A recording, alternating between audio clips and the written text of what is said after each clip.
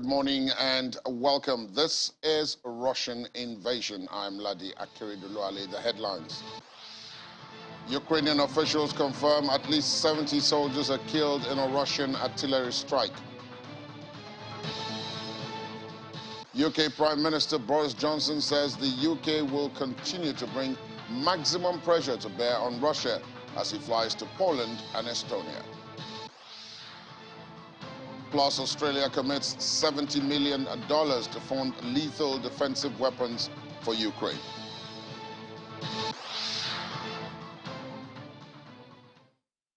Ukrainian officials have confirmed that at least 70 soldiers were killed in a Russian artillery strike as emergency workers are sifting through rubble trying to find survivors. Reports say the regional center of Kherson is now surrounded by Russian troops, with soldiers and military equipment reportedly on all sides. The Russian army is steadily continuing its advance in Kiev, with satellite images showing an armored convoy that is about 40 kilometers long. Dozens of civilians were killed earlier this morning in Russian missile strikes on Ukraine's second largest city, Kharkiv. And in spite of yesterday's peace talks, there have been reports of another Russian strike on the outskirts of the capital, Kyiv, as air raid sirens rent the air. The Ukrainian Interior Minister says more civilians have been killed today by Russian missile strikes. Talks between Russia and Ukraine near Belarus, which started yesterday, are expected to continue over the next few days. Cities alert on the fifth day of Russia's invasion as ceasefire talks begin in Belarus. Ukraine's military said that Russian troops had made repeated attempts to storm the outskirts of the capital Kyiv overnight, but had failed to capture it. Kyiv has lifted its curfew after 2 days, with some food shops open and public transport running, but people are still advised to shelter and not go outside unless necessary. The major cities of Kharkiv and Chernihiv were also targeted overnight. Fighting also continues in the strategically important port city of Mariupol in the south, on the Sea of Azov near Russia-annexed Crimea. But Ukraine's military claims the pace of Russia's assault has slowed and that Moscow has suffered heavy losses. Russia's defense ministry, however, claims that it's taken full control of Europe's largest nuclear power plant in the south of Ukraine. Ukraine has denied the report. On Sunday, President Vladimir Putin put Russia's nuclear deterrent on high alert, further raising the stakes amid his military assault on Ukraine. The UK's defense secretary says Russia could indiscriminately bomb cities as frustration with the campaign grows. I think by entering this into the conversation yesterday, he did two things. He reminded everyone he's got nuclear weapons, which, as you say, starts to set off people being worried. But secondly, he distracted from what's going wrong in Ukraine. Ukraine's health ministry says civilian death toll now stands at 352 people, including 14 children. Over 400,000 Ukrainian civilians have fled the country into neighboring Poland and Romania. Western nations responded to the onslaught with an unprecedented array of sanctions on Russia's economy. During early trading today, the Russian currency plunged nearly 30% to an all-time low against the dollar. The EU on Sunday also shot all Russian planes out of its airspace.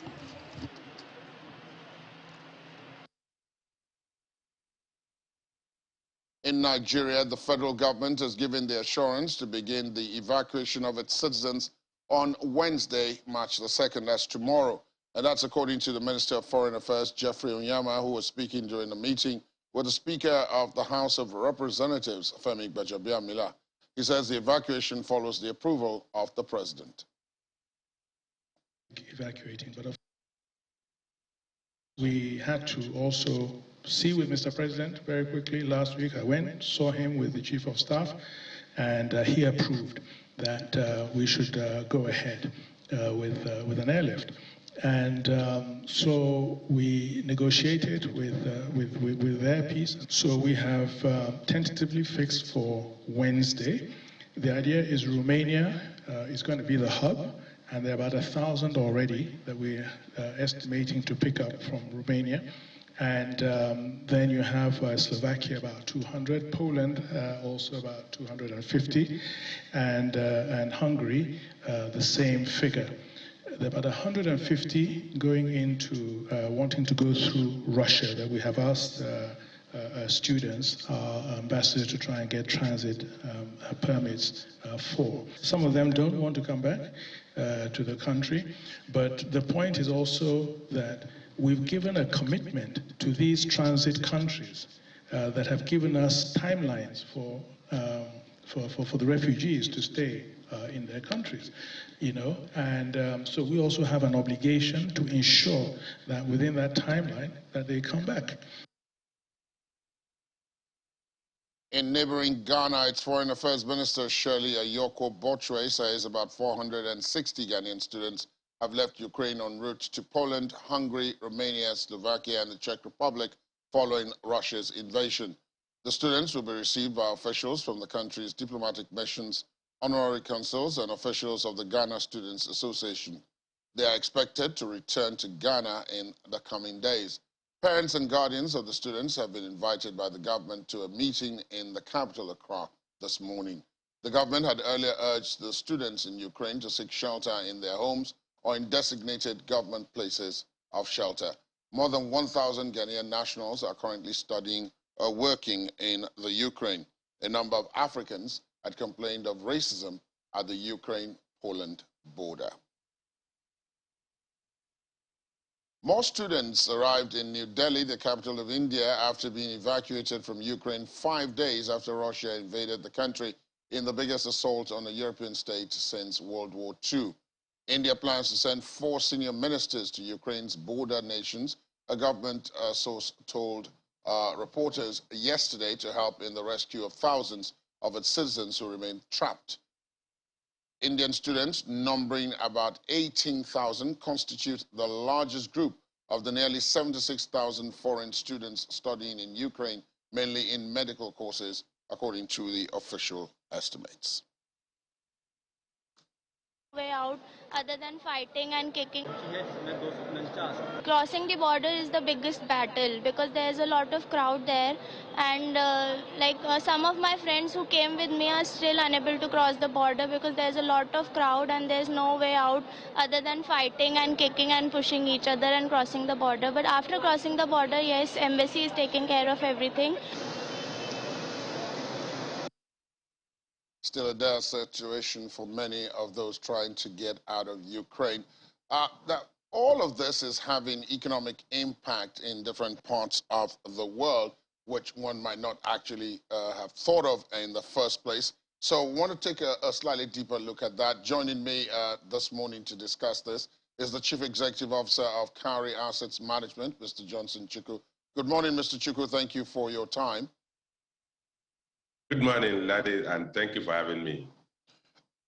One would think that because Russia and Ukraine are not in Africa, is very far, some of the economic implications may not reach us. But already the reports indicate that at least on 2 fronts, the economic effects are almost immediate. The first is in the importation of petroleum products. The second is in wheat. Let's start off with wheat, shall we?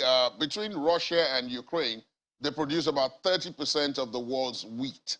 And some of that obviously makes its way down here. What do you make of that impact? And is there a possibility of mitigating this, do you think? Well, in the first place, if you look at the fact that, like you pointed out, between the two countries, they produce between 25 and 30% of the world wheat production. And Nigeria, or most African countries, because of climatic conditions, are not wheat producers. And a lot of the countries in Africa have also evolved their appetite to depend a lot on consumption of wheat food items that are produced from wheat, like bread, like cake, and a couple of others of confectionaries. So restriction of import from Russia and Ukraine will certainly lead to an uptick in the price of wheat globally. And that will mean that we're going to see household consumption in Nigeria and other countries, cost of household basic consumption will increase, which could actually lead to a deterioration in standard of living if income does not increase. So because no country is an island today, and over time, because of social and cultural integration, people now consume food items that they didn't used to consume maybe 50 years ago. In Nigeria today, bread has become a major staple in household food tables. So any increase in price of bread, any increase in price of cake, any increase in price of all these confectionaries will have a direct impact on household consumption and household income. And that's how the world is integrated. Because, like I said, we can't change it overnight because right now our wheat farming and wheat production is very minimal. We are not in any way, because of, like I said, climatic conditions. We are in sub-Saharan Africa. Our condition is not perfect for wheat production, and therefore we will continue to depend on imported wheat for a long time. So we must recognize that there's no shortcut to it. Other thing anybody can think of is that we begin to adjust our consumption pattern. If you remember, during President Olusegun Obasanjo's tenure as president of this country, he really pushed for bread that was made from cassava. But unfortunately, that didn't gain traction. And immediately he left government, we went back to dependent on wheat produced bread. So we can't have, there's no shortcut to exiting the challenge that will be caused by this Ukraine-Russian war on some major staples in Africa. Now, the other one, which from a business perspective, from a strictly business perspective, is equally serious, is that on petroleum products, especially on a country like Nigeria, which imports virtually everything it consumes. As you're probably aware, in various cities across the country right now, there are queues, which have resulted from something that happened before Russia went into Ukraine. But it has persisted because we are told that many of the vessels are having, because of this Russia-Ukraine situation, having to take much longer routes to go through to their destinations with the products they're supposed to deliver. Again, the world a global village. Yes, remember that Russia is the second largest exporter of crude globally, only after Saudi Arabia. And Europe depends significantly on Russian natural gas and Russian crude. As it stands today, a lot of the crude going into Europe goes through the Black Sea.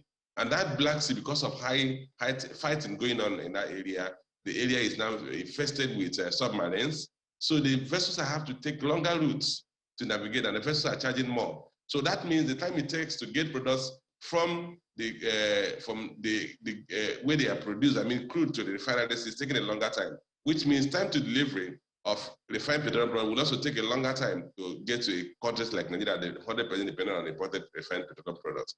What that means is that the delivery time or the lag will worsen or increase. So because we're dealing with a shortfall in supply, and now we now have a situation where, as a result of this war, the time it will take to take products, or what they call the asset conversion cycle, the time it takes to take product from crude to refineries in Europe and refine them and bring them to other countries like us, is taking a longer time. So, and that's why you're having a further delay in filling that gap, in meeting that gap occasioned by importation of off-spec fuel. But beyond that, there are also concerns that now Europe is imposing sanctions on Russia, that Europe may in the near future consider imposing sanctions on importation of crude from Soviet Russia. What that will mean is that you're going to see significant shortfall in supply of crude globally. And that will mean a further uptick in prices. As it stands today, Europe imports 70% of its natural gas from Russia. That is still ongoing today because even though the pipeline passes through Ukraine, Europe is not ready to turn off that pipeline. But should they ever get to that point, you know that the price of natural gas will also skyrocket. And what that means is that Nigerian LNG will now prefer to sell refined LNG, liquefied natural gas, to European markets unless, because that is already deregulated, it's no longer, it's not subsidized. Under government unless control. Are ready to take on, buy those natural gas at global commercial prices, which would mean that we should also expect an increase in the cooking gas we have at homes. We should expect further increase in the subsidy the government is paying, because the government is absorbing the price differential between market price and the price we're paying at pump. And this all will have direct impact on the ability of government to meet other financial commitments to the country. Now, taking a broader look, a slightly broader look at the issue of sanctions, you mentioned them progressively. Both the EU, the US, and other countries have tightened the screws on Russia economically. More recently now, they've gone personal. Some of the assets said to belong to the Russian president and so on at the last. But for the purpose of our discussion, perhaps the most significant is the fact that many Russian institutions are being removed from what is referred to as the SWIFT system. Now, many Nigerians are not familiar with this system, except you are in the banking sector or you are a top international businessman. Again, is there any link to this? What do you think the impact of this could be, especially with Nigerian institutions and businesses that import a lot of raw materials and other such things from Russia, even finished goods? What will happen is that for those Nigerian importers, the intention of the Western countries by removing Russia from the SWIFT system is to cut off financial flow to Russia, and hoping that the private sector operators in Russia will compel Vladimir Putin to reconsider his invasion of Ukraine. So what that means for Nigerian importers is that you really can't place orders and pay for it unless the Russian suppliers are ready to grant you credit, because the payment system, the SWIFT payment and settlement system has been severed, has been taken off from Russia. And it also means that for the Russian businesses, they may not be quite aggressive, they may not be quite interested in shipping to countries like Nigeria, where we import our weight from them, we import some other commodities from them. Then on the financial system, the disruption is going to it's already leading to Russian-based or originated financial institutions asking Nigerian entities to pay back any credit exposure to Nigerian entities, because one, the Western countries have cut off credit supplies to Russian companies or Russian financial institutions, and they are calling back the extended credits to Russian financial institutions. So those financial institutions who have further extended credit to Nigerian entities and other countries in the world are also calling back those credits. This could lead to what you call fire sale of assets. If your credits are called back and you're asked to pay the next day, and what you may need is to realize that the other sell down your assets at market price, and once those assets come to the market at the same time, prices will drop, and you see capital losses will be absorbed by those Nigerian entities who have borrowed, who are exposed to Russian-based financial institutions. All of this looks quite frightening, Mr. Chukwu. Again, I'm sure we will bring you back in the not-too-distant future to take a more detailed look at what is happening. Thank you very much, Mr. Johnson Chukwu, Chief Executive Officer of Cowrie Assets Management, for your time this morning. My pleasure. Prime Minister Boris Johnson says the United Kingdom will, quote, continue to bring maximum pressure to bear, unquote, on Russia as he flies off to Poland and Estonia. He said Vladimir Putin would feel the consequences of invading Ukraine. Foreign Secretary Liz Truss will also travel to Geneva today to speak at the United Nations Human Rights Council. The Russian army continues its advance on Kyiv with satellite images sporting an armored convoy about 40 miles long. Air raid sirens were sounded again in the capital overnight, and there were also reports of fierce shelling in other cities, including Chernihiv in the north. It comes after fighting escalated yesterday, with missiles killing dozens of civilians in Kharkiv, Ukraine's second largest city. President Volodymyr Zelensky described the bombardment as a war crime. And Australia is committing 70 million Australian dollars to fund lethal defensive weapons for Ukraine, including missiles and ammunition. Prime Minister Scott Morrison announced this, shifting from its stance last week when he said it would only fund military technical assistance. Mr. Morrison added that the weapons would be delivered rapidly but did not disclose how. Australia is also committing 35 million Australian dollars in humanitarian support to international organizations assisting Ukrainians with shelter, food, medical care, water, and education. President Zelensky said, "Don't give me a ride, give me ammunition." And that's exactly what the Australian government has agreed to do. We will be committing 50 million US dollars to support both lethal and non-lethal defensive support for Ukraine. The overwhelming majority of that, that's some 70 million Australian dollars, will be in the lethal category. We're talking missiles, we're talking ammunition, we're talking supporting them in their defence of their own homeland in Ukraine, and we'll be doing that in partnership with NATO. We believe there is no change in Russia's unlawful, violent and aggressive intent in Ukraine. Their attacks are behind schedule, but we should not assume any change in their intent or their purposes in Ukraine.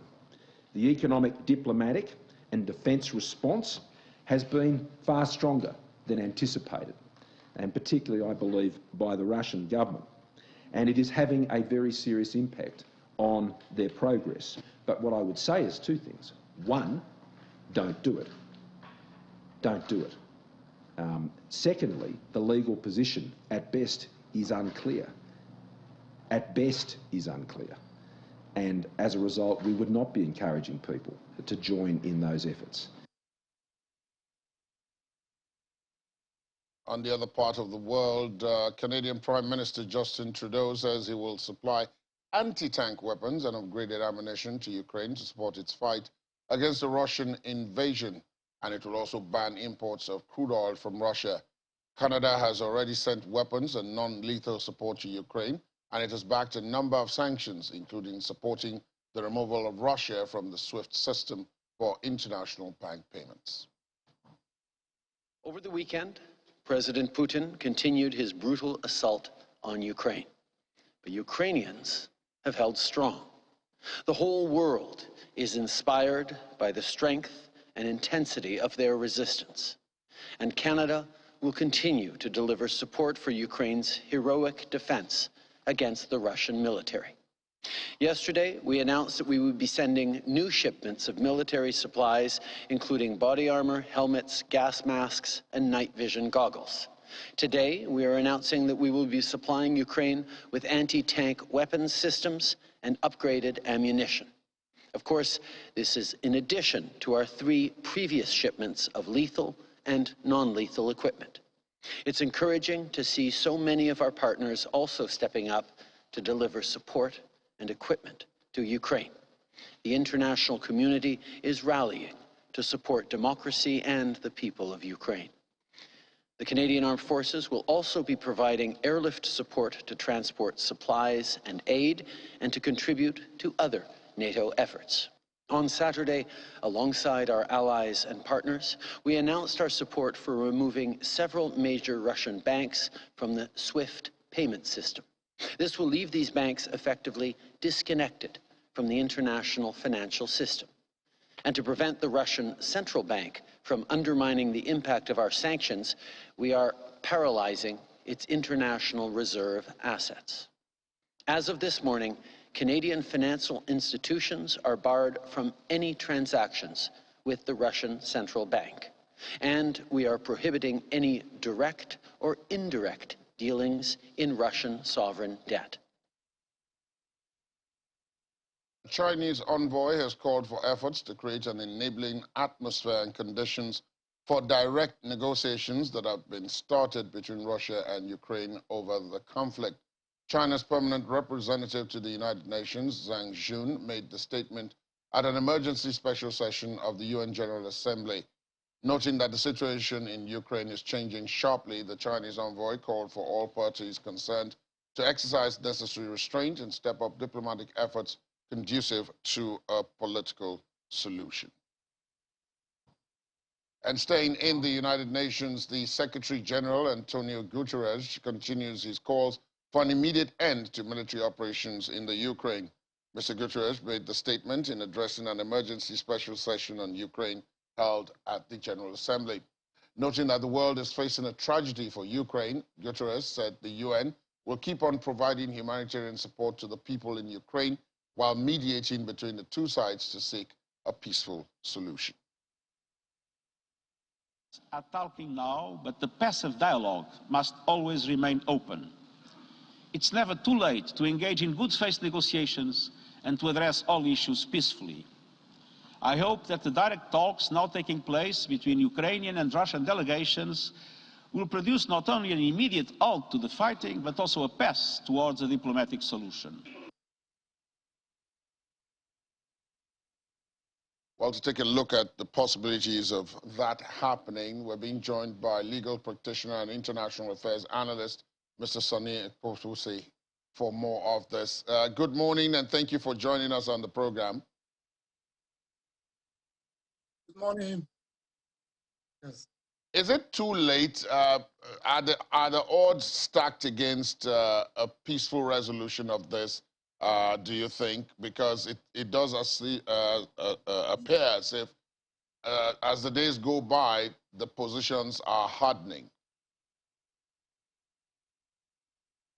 Well, I would say that there are still available means to negotiate Russia and Ukraine out of this war.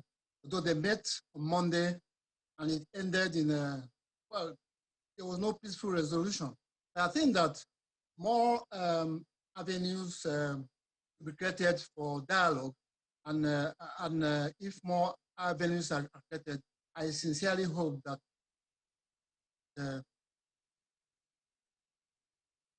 Russia will withdraw from. It is very has lost a peace in a world that has been enjoying peace. Suddenly, the invasion of Ukraine by Russia has made everyone sad. You see, I think Russia miscalculated because they thought that the war will end in 1 or 2 days, but war is very unpredictable. So we can see now that Ukraine is offering more resistance, and many countries in the world, including US, UK, are offering weapons to Ukraine to fight the war of survival. So it is a miscalculation on the part of President Putin to invade Ukraine. He will have sought more mediation for United Nations. Right now, Secretary General of the United Nations is saying that they will mediate and ensure that there's a peaceful resolution. I thought that Putin should have exhausted all avenues before finally invading Ukraine. War should be the last resort, because war, as I said earlier, is very unpredictable because you can never tell how it will go. Right now, war is affecting everybody in the world, including Nigeria. Many Nigerian students in Ukraine are in disarray. I hope that some have not been shot dead. This is what war causes. War is very dangerous. You can never win. Today, we have not recovered from the negative consequences of the First and Second World War. And now we are facing another war. So it is always good to avoid war by all means. War should be the last resort. It should not be the first. I am of the view that President Putin did not first exhaust all avenues before invading Ukraine. Now, having said that much, that brings us back to what you said, that it's not too late, in your view, to still stem this in its tide. The first thing, of course, is that you've pointed out that Russia needs to halt the assault. But beyond halting the assault, Russia has its own grievances as well, which was what led to this in the first place. And one would want to ask, do you think then that if Russia were to consider halting this assault, if a ceasefire was agreed, then the Russian position and its grievances should also be addressed as part of this settlement? Obviously, of course, as I said earlier, in this conflict between Russia and Ukraine, the scale of justice tilts in favor of Russia. but it does not justify invading Ukraine. Russia wants Putin is saying that it has to be recognized that Russia is in possession of Crimea, and it's also saying that Ukraine should not be a member of NATO, and so on and so forth. I think that should be addressed. No, that should be settled. There's nothing that does not have solution in this world, provided there is a occasion to discuss about it. I think that the whole world is set to address these grievances, and there must be a way out. I would suggest that Putin should withdraw the Russian army from Ukraine, because the damage right now is already enormous. If this war continues in the next 5 days, the damage will be so much that you can't even repair them, you can't even remedy them. That's why I'm saying that to withdraw, because right now, many people are being killed, and let's hope that it does not lead to a third world war. People are afraid that it might lead to a third world war. That's why Russia should withdraw and let everybody come to the round table to address all the Russian grievances. I think the grievances can be made in a round table talk. The other thing, of course, here is that there are those who have pointed out that given the scenario on ground, that there are various subtexts to this. You're a lawyer. Apart from the fact that there is sovereignty and the capacity of any independent country to make decisions which, in its own view, benefit it, there is also the question that you have to live in peace with your neighbors. In your own experience, is there usually some kind of paradox between these two positions, or is it usual that it could and would lead to a situation such as what has now happened with Russia and Ukraine? Yes, the Russia is saying that there's so much stockpile of weapons around its border, and that is making Russia to be unsettled.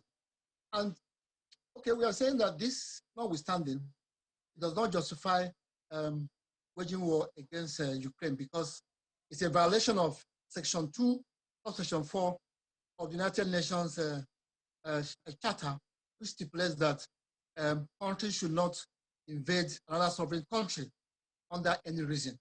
So there's no need, given the relationship between the two countries, don't forget that Russia and Russia and Ukraine have the same cultural and historical origins, you might say, and they are brothers and sisters, if you like. There are Russians in Ukraine, and there are men in Russia, and right now, the people who are being killed in Ukraine, many of them are Russian. So given the relationship between these two countries, I think that the solution should not be to resort to war. The solution should be to sit in a round table and try to resolve the issue. There's no way, there's a guarantee that once there is reasonable dialogue between the two of them, and reasonable mediation, the problem will be solved. This, the Russian-Ukraine situation has brought to the fore again the role of agencies, bodies, international bodies such as the United Nations. And there are those who have always criticized the United Nations that when things like this happen, it is usually found wanting because many of the countries within it do not listen when it takes a position, and that sometimes it acts a bit too late. And that some of those who complain are also those who had ignored the United Nations in the past and therefore have not given it the necessary authority to deal with situations such as this. Is it a fair comment, do you think, given what we are faced with now? Obviously, it is a fair comment. As a lawyer, I know very well that the United Nations has not been living up to its bidding. Was founded in 1945 to protect nations and all that. The United Nations has been found wanting, and that's why many people say that the United Nations does not really have what it takes, to make nations maintain peace and security. people are saying that the laws of the United Nations is more or less a kind of moral suasion. It it's not backed up with effective sanctions. Right now, many countries are putting sanctions against Ukraine. The United Nations as a body which was supposed to even avoid this war, which was supposed to even mediate before the war started, did not do that. That's going to work. Some countries are bigger than the United Nations. I'm sorry to say that the United States is like, I think the United States is bigger than the United Nations. I mean, they pull their weight, they are above the law, and so on and so forth. So right now in the world, there's a lacuna, and that lacuna is that there's nobody, there's no agency that could effectively checkmate, crisis, that could effectively talk senses into nations to avoid war and so on and so forth. And this is dangerous. I would advise that United Nations to try to live up to its bidding to ensure that we don't have this kind of ugly situation. Like I said, or like you suggested, or like you said, it's not too late for United Nations to mediate. I heard the United Nations Secretary General saying this morning the United Nations is continuously calling for a meeting with the two countries so that they could see whether there will be a peaceful resolution. Before I let you go, I again must take you back to the origins of this and something you said in your answer to one of the questions where you said that the Ukrainians and the Russians have cultural affinity and, in fact, have historical affinity as well. And at some point, they were both part of what was then known as the Soviet Union. But things have gone differently, shall we say, since then.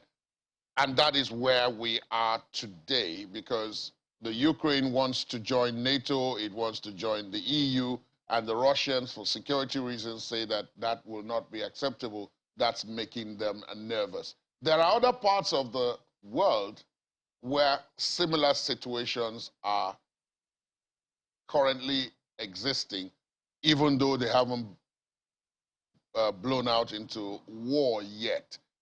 Again, playing the proactive party, how do we go about ensuring that those ones, after this one has been resolved, we don't simply move from this one to another one?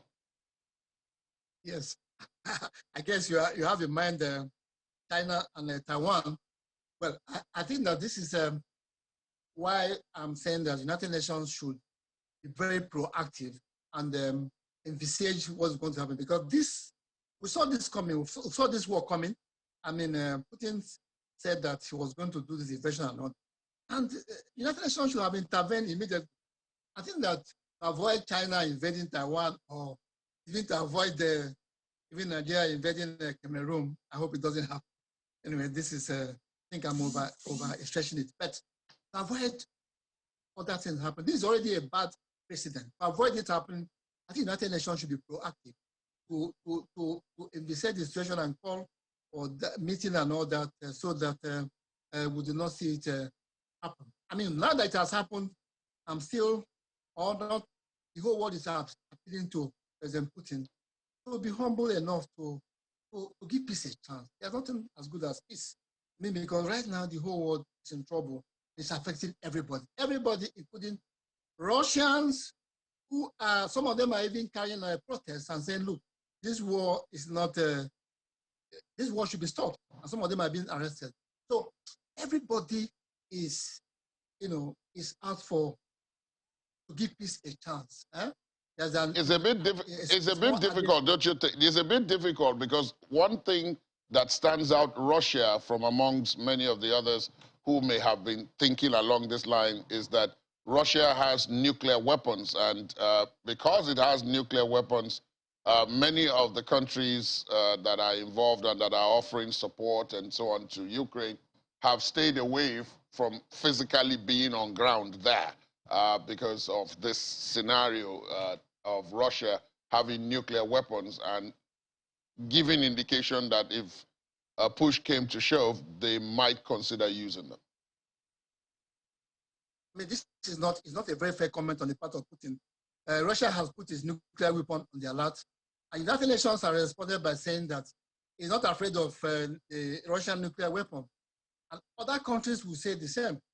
And this is why we have to manage the situation so that it does not gravitate to a third world war, because if Putin goes on boasting, and saying that they have this, if it goes on intimidating and threatening, that may even make other countries to get involved. Right now, they're not involved. They all say that they're not going to send soldiers or that they're only sending weapons to Ukraine. But I think that they should be able managing this war. I mean, to make sure that it does not escalate. No, by this kind of statement, putting the nuclear weapon on alert is not fair. It's not fair, really. And other nations are not. United Nations said they are not afraid. And we think that China will not be afraid and all that. And so we don't want to get to that situation where we are now, struggling who is greater and all that. Because by the time we get that situation, we'll be seeing a third world war.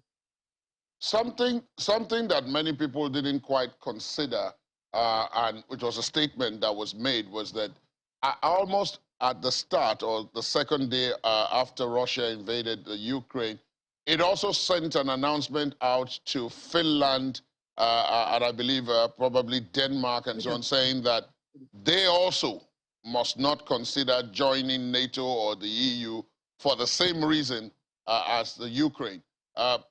So this is not a one-off, is it?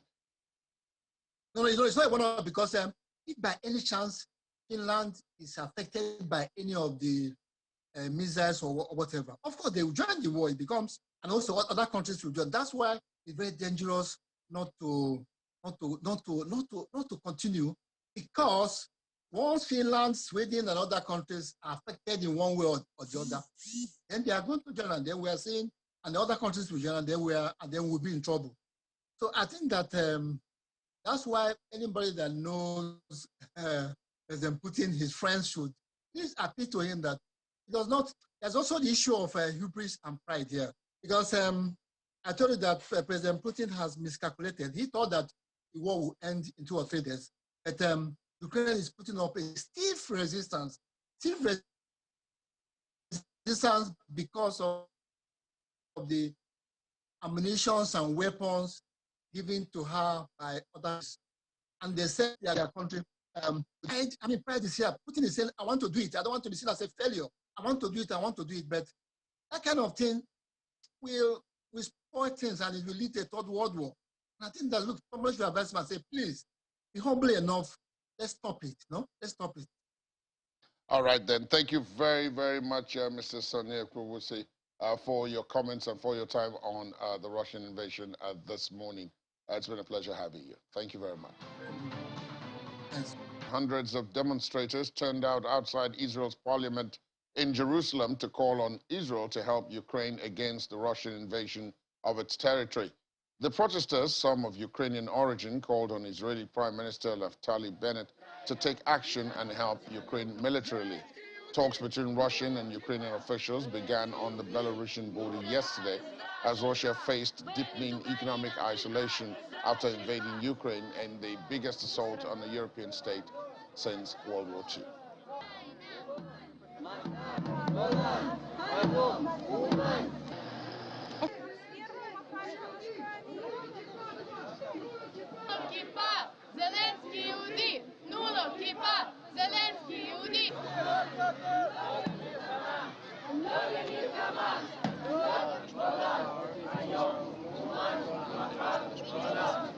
I'm here to ask Israel Prime Minister to help Ukraine against the war in Russia, with Russia. So we hope that Israel will help us and provide more soldiers, more resources to Ukraine to resist against the Russian aggression. Russia has been expelled from the 2022 World Cup and its teams suspended from all international football competitions until further notice about its invasion of Ukraine, according to a statement announced by FIFA along with UEFA.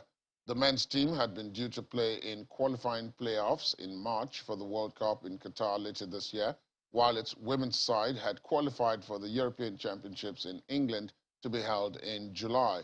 The announcement also affects Russian clubs involved in European competitions.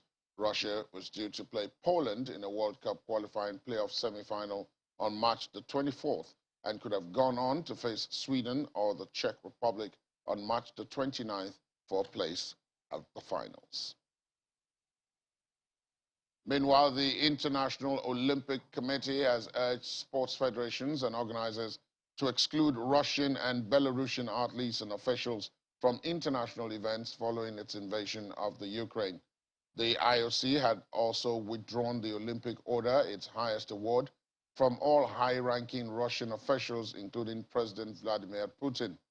If not possible for organizational or legal reasons, quote, the IOC called on sports officials to do everything in their power to prevent athletes from the two countries from taking part under the name of Russia or Belarus.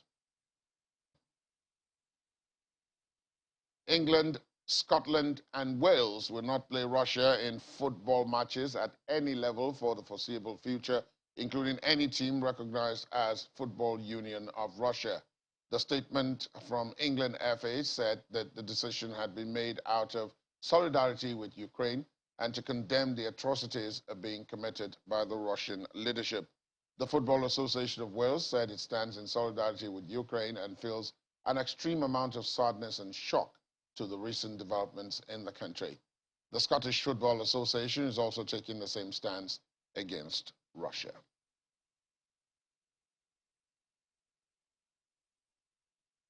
The Sydney Opera House and the Australian Parliament House were illuminated in blue and yellow in support of Ukraine yesterday night. Russia had launched an all-out invasion by land, air, and sea early on Thursday last week, the biggest attack by one state against another in Europe since 1945. Australia joined Japan, the United States, the European Union, and many other countries in imposing a series of rounds of sanctions against Russian politicians, businesses, and elite citizens over the invasion. Over the weekend, President Putin continued his brutal assault on Ukraine. But Ukrainians have held strong. The whole world is inspired by the strength and intensity of their resistance. And Canada will continue to deliver support for Ukraine's heroic defense against the Russian military. Yesterday, we announced that we would be sending new shipments of military supplies, including body armor, helmets, gas masks, and night vision goggles. Today, we are announcing that we will be supplying Ukraine with anti-tank weapons systems and upgraded ammunition. Of course, this is in addition to our 3 previous shipments of lethal and non-lethal equipment. It's encouraging to see so many of our partners also stepping up to deliver support and equipment to Ukraine. The international community is rallying to support democracy and the people of Ukraine. Well, Justin Trudeau there ending our program this morning. There'll be another update on happenings surrounding the Russian invasion of Ukraine at 5 o'clock this evening with Amarachi Ubani and Millicent Walker. And the show will be back tomorrow at 9 in the morning. Do join us then. My name is Ladi Akari Duluali. Do have a pleasant day. Afternoon.